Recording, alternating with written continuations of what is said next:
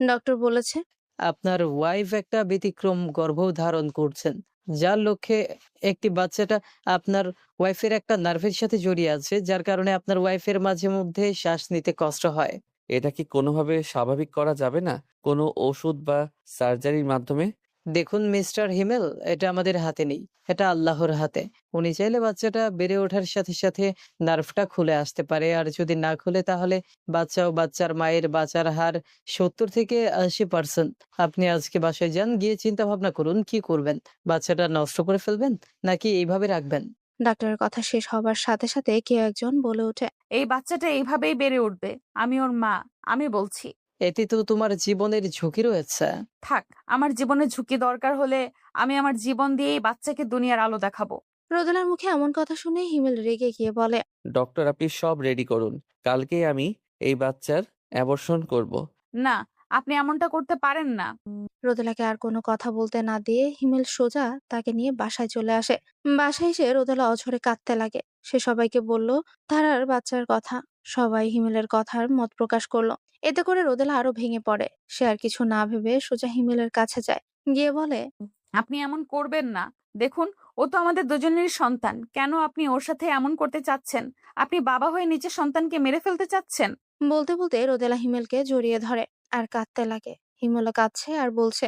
আমি তোকে ছাড়া বাঁচতে পারবো না রোদেলা। তুই কেন বুঝতে চাস না আমি যে তোকে অনেক ভালোবাসি। তোর থপকে সামান্য দ্রুতই আমি মানতে পারি না। সেখানে এত বড় একটা জিনিস কিভাবে মেনে নিব বল? আমার কিছু হবে, আমি বলছি তো, বিশ্বাস করুন। এই যে দেখেন, আপনাকে ধরে বলতেছি, আমার কিচ্ছু হবে না। ডক্টর তো বলেছে 70 থেকে 80% চান্স আছে। বলতে বলতে রোদেলা হিমেলের হাতটা তার পেটে রাখে। হিমেল কিছু একটা অনুভব করলো।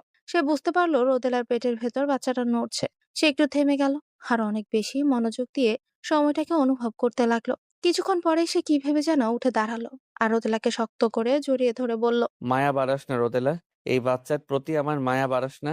এতদিন আমি যতটা না খুশি ছিলাম এই বাচ্চাটার জন্য, আজ আমি ঠিক ততটাই ভয়ে আছি। প্রথমত তোকে আমি হারাতে পারবো না কোনো কিছুর বিনিময়ে। তোকে আমি হারাতে পারবো না। আমার কিচ্ছু হবে না, বিশ্বাস করো। আমি এই বাচ্চাটাকে ভালোবেসে ফেলেছি। কি করব বলো?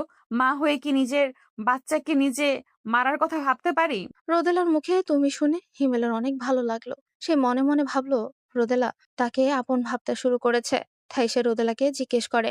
এই বাচ্চাটাকে ভালোবাসো আর আমায় বাসো না? হিমেল হয়তো রোদেলার মুখে এমন উত্তর আশা করেনি। রোদেলা বলেছে। হুম, বাসি তো। আপনাকেও আমি অনেক ভালোবাসি। রোদেলার মুখে ভালোবাসি কথাটা শুনে হিমেল বলে। এইবার তো আমি মরেও শান্তি পাবো রুদ্রময়ী, কারণ তুমি আমাকে ভালোবাসো। সেটা তুমি তোমার নিজ মুখে বলেছো। আজ তুমি যা চাইবে আমি তাই দিব তোমাকে। তুমি বলো তোমার কি চাই? আমি যা চাই তা তুমি দিবে তো? তুমি একবার বলেই দেখো না। আমি এই বাচ্চাটাকে দুনিয়ার আলো দেখাতে চাই। না রোদেলা, তুমি আমার কাছে এটা চেও না। এটা আমি তোমাকে দিতে পারবো না। রোদেলার অনেক জোরাজুরিতে হিমেল রাজি হলো, কিন্তু অনেকগুলো শর্তও দিল। তার মধ্যে প্রথমেই ছিল তাকে এখন থেকে খুব সাবধানে চলাফেরা করতে হবে। প্রয়োজন ছাড়া বিছানা থেকে নামতে পারবে না। আর সবচাইতে বড় শর্ত ছিল যখন তাকে ওটিতে নেওয়া হবে তখন ডক্টর যদি বলেন যে তাকে মা অথবা সন্তান যে কোনো একজনকে বেছে নিতে হবে, তখন কিন্তু হিমেল রোদেলাকে বেছে নিবে। হিমেলের সকল শর্তে রোদেলা রাজি হয়ে গেল। এমন করে কেটে গেল কয়েকটা মাস। রোদেলার পেট এখন আগের থেকে বড় হয়েছে। সে এখন আর আগের মতো একা একা বিছানা থেকে উঠতে পারে না। উঠতে গেলে কারো সাহায্যের দরকার হয়। হিমেল রোদেলার খেয়াল রাখার জন্য দুটো নার্স রেখেছে বাসায়। তারা সারাক্ষণ রোদেলার দেখাশোনা করে। হিমেল রোদেলার জন্য এখন 5 ওয়াক্ত নামাজ পড়ে। প্রতিদিন রাতে সে তাহাজ্জুদ পড়ে। হিমেল রোদেলা আর তার সন্তানের নামে একটা মসজিদও নির্মাণ করেছে। এত সবকিছুর মাঝে কেটে গেল আরো কয়েকটা মাস। দেখতে দেখতে রোদেলার ডেলিভারি টাইম চলে আসে। হিমেল খুব ভেঙে পড়েছে। সে আগে রোদেলাকে ওটিতে রেখে এসেছে। সে একটু আগেই রোদেলাকে ওটিতে রেখে এসেছে। রোদেলাকে ওটিতে রেখে সে নামাজের বিছানায় বসে অঝরে কান্না করছে আর আল্লাহকে বলছেন। আল্লাহ, আপনি আমাকে এত বড় শাস্তি দিবেন না। আল্লাহ, আপনি সবকিছু স্বাভাবিক করে দিন। আমার রোদেলাকে আমার জীবন থেকে কেড়ে নিয়েন না। এমন ভাবে কেটে গেল অনেকটা সময়। হিমেল নামাজ শেষ করে ওটির সামনে এসে দাঁড়ায়। তাকে দেখে তার বাবা মা ও রোদেলার বাবা মা অনেক সান্ত্বনা দিল। হঠাৎ ওটির লাল লাইটটা বন্ধ হয়ে গেল। সেটা দেখে হিমেল যেন আঁতকে উঠলো। ওটি থেকে ডক্টর বেরিয়ে এলেন। ডক্টরের মুখটা একদম কালো হয়ে আছে। হিমেল তৎক্ষণাৎ ডক্টরকে জিজ্ঞেস করেন।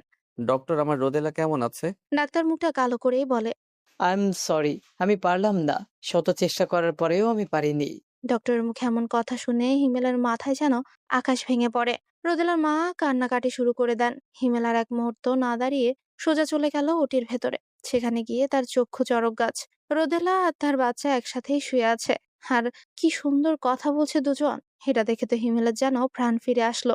সে সোজা গিয়ে রোদেলার কপালে একটা চুমু দিয়ে কান্না করতে করতে বলল, আমি অনেক ভয় পেয়ে গিয়েছিলাম। এক মুহূর্তের জন্য আমি ভাবছিলাম এই বুঝি তোমাকে হারিয়ে ফেললাম। তোমাকে যে আমি হারাতে চাই না রৌদ্রময়ী। এই বোকা, কাঁদছো কেন? এই দেখো, আমি এখনো বেঁচে আছি। তোমার ভালোবাসা আমাকে মরতে দেয়নি। রোদেলার মুখে মরার কথা শুনে হিমেল রোদেলার মুখ চেপে ধরে। রোদেলার পাশে যে তাদের বাচ্চাটা রাখা, সেটা সে যেন খেয়ালই করলো না। রোদেলা তার মুখ থেকে হিমেলের হাতটা সরাতে সরাতে বলে, বাবুকে দেখেছো? বলো তো কার মতো হয়েছে? আমার তো মনে হচ্ছে একদম তোমার মতো হয়েছে। আমি আবার বাবুর দিকে তাকিয়ে বললাম, এটা আমাদের সন্তান। আজ থেকে আমরা বাবা মা হয়ে গেলাম রোদেলা।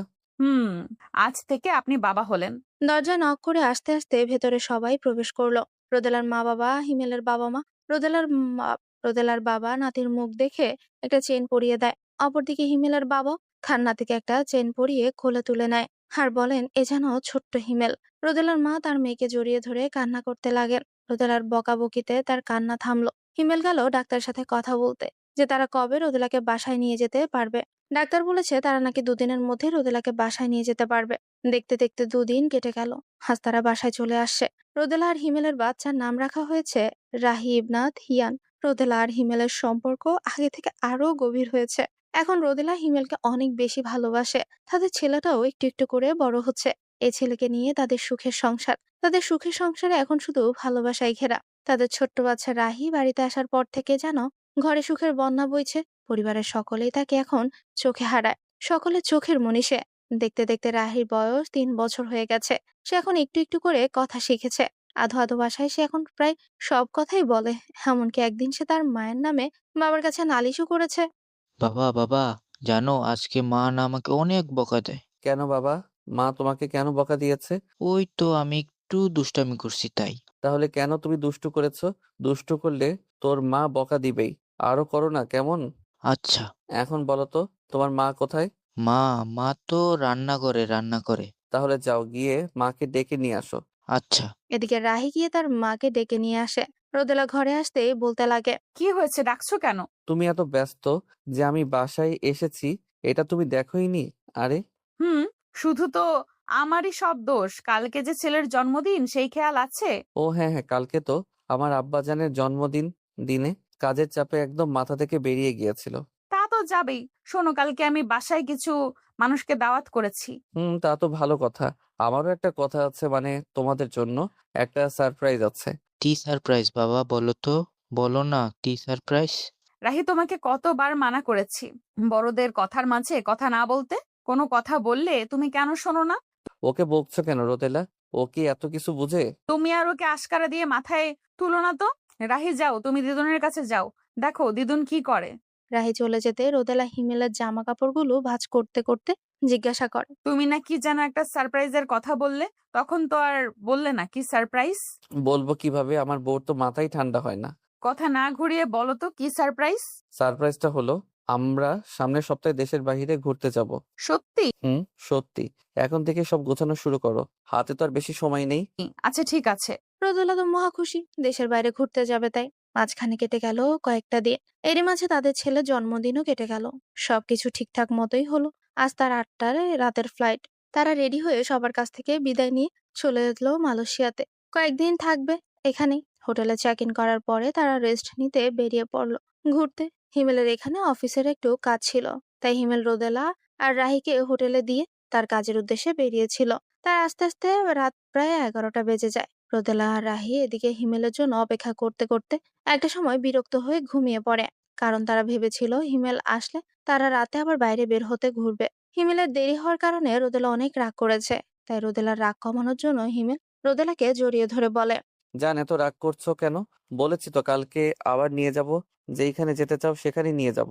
তুমি দেশে থাকতেও সারাক্ষণ শুধু অফিসের কাজ, অফিস করতে, এইখানে ঘুরতে এসেও সেই একই কাজ করছো। আচ্ছা বাবা, সরি বললাম তো। আর এমনটা হবে না। হিমেল রোদেলাকে আর রাহিকে নিয়ে পরের দিন সকালে খাবার খেয়ে ঘুরতে বের হয়। আজ তারা পাহাড়ে ঘুরতে এসেছে। রোদেলার পাহাড় অনেক পছন্দ, তাই হিমেল আজ তাদেরকে নিয়ে পাহাড়ে বেড়াতে এসেছে। রোদেলা তো পাহাড়ে এসে মহা খুশি। সে অবাক হয়ে চারপাশের পরিবেশ উপভোগ করছে। হিমেলও অবাক দৃষ্টিতে রোদেলার খুশি হতে থাকাটা দেখছে। এদিকে রাহি তার বাবার হাত ধরে দাঁড়িয়ে আছে। হঠাৎ রাহি এমন একটা কাণ্ড ঘটিয়ে ফেললো যার কারণে কিছু সময়ের ব্যবধানে রোদেলা হিমেলের জীবনে নেমে এলো ঘোর অন্ধকার। রোদেলা কিছুতেই এত সব মানতে পারছে না। রোদেলা অঝরে কাঁদতে কাঁদতে একটা সময় জ্ঞান হারিয়ে ফেলে। এদিকে হিমেল কি করবে বুঝে উঠতে পারছে না। কঠিন যন্ত্রণায় তারও যেন চোখ থেকে পানিও পড়ছে না।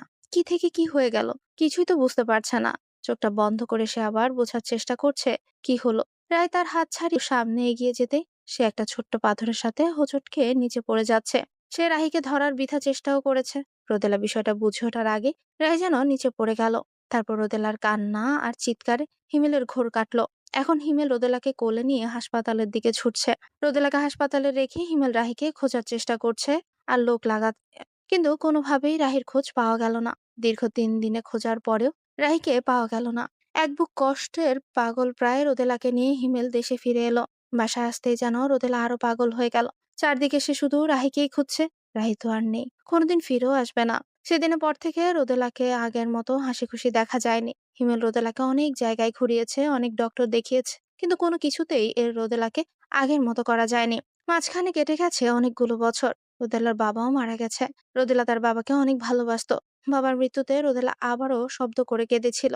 রাহিকে হারানোর পরে রোদেলা আর কোনোদিন শব্দ করে কাঁদেনি। হিমেল এবার ডক্টরের সাথে কথা বলে সিদ্ধান্ত নিল তারা আবার একটা বেবি নিবে। এতে যদি রোদেলাকে আবার আগের মতো স্বাভাবিক জীবনে ফিরিয়ে আনা যায়। যেমন ভাবনা তেমন কাজ। হিমেল আর রোদেলার ঘরে আবার নতুন মেহমান আসলো। এবার তাদের ঘরে এলো একটা ফুটফুটে কন্যা সন্তান। রোদেলা আর হিমেলের মেয়ের নাম রাখা হলো রোদসী। সবাই ভাবলো রোদেলা এবার মনে হয় আবার স্বাভাবিক হবে, আগের মতো আচরণ করবে। কিন্তু না, তেমনটা পুরোপুরি হলো না। রোদেলা আগের তুলনায় কিছুটা স্বাভাবিক হয়েছে, তবে ডক্টর জানিয়েছে রোদেলা অনেক খুশির মুহূর্তে একটা বড় দুঃখ পেয়েছে, তাই তার ব্রেন এটা নিতে পারেনি। আল্লাহ চাইলে কোনোদিন সে নিজেই ঠিক হয়ে যাবে, আর নয়তো সারা জীবন এমন ভাবেই জীবনযাপন করবে। তাই হিমেল আর রোদেলাকে কোনো কিছুর জন্য প্রেসার দেয় না। রোদেলা যেভাবে থাকতে চায় হিমেল তাকে সেভাবেই রাখে। হিমেল আজও রোদেলাকে অসম্ভব ভালোবাসে।